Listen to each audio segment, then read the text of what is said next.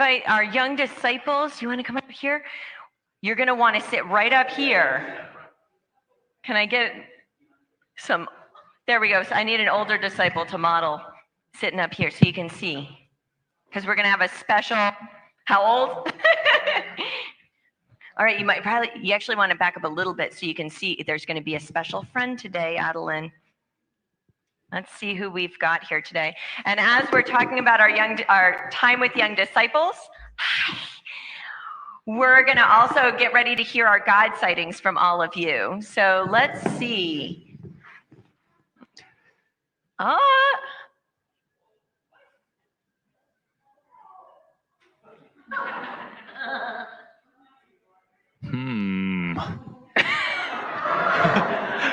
Ignore the we man have our behind own sleuth going Pay on no here. attention to the man behind the curtain.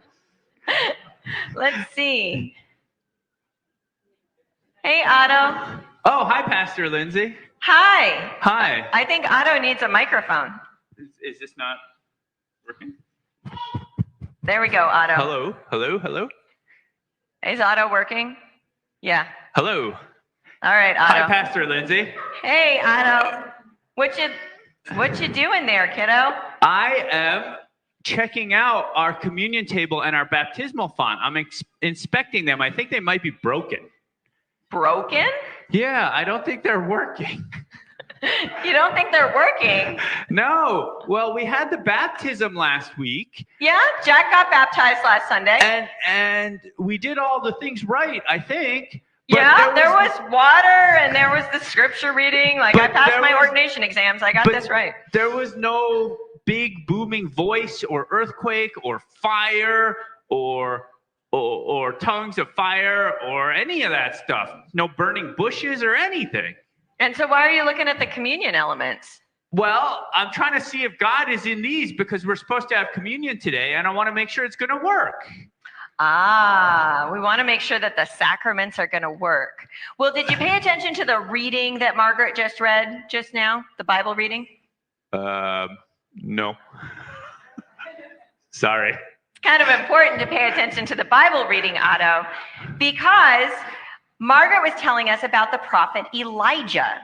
And Elijah, just like you, was hiding in a cave. You can see the picture of our cave up here. He was hiding in a cave and he was looking for God. And this giant windstorm happened. Oh, and so God showed up in a windstorm? No. Wait, what? And then there was this huge earthquake. God does that a lot. Is that where God was? No. And then there was this giant, dangerous fire. Oh, just like when Moses met God in the burning... No, God wasn't in that either. No?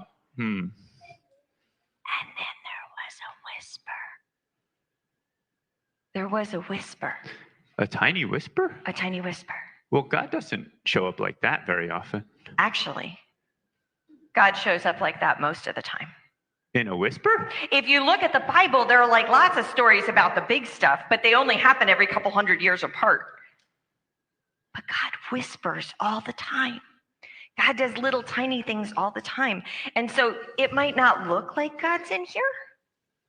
Yeah, it looks like there's a cube of gluten-free bread in there. Yeah, a nice cube of gluten-free bread. But it's in these little tiny things that if we really listen and feel with our hearts, that's where God is, and that's what God uses. And so in worship, it's really important to pay attention to the little tiny things. Because if you're only waiting for the big, loud stuff, guess what? You'll be waiting for a couple hundred years? You might be waiting for a couple hundred years. Oh, But okay. if you listen and you look for the little tiny things, you might see God all the time. All right. I will try to look for the tiny things today. All right. All right. Well, thank Thanks. you. Along those lines, Otto, let's ask about our God sightings, because sometimes those are the tiny things.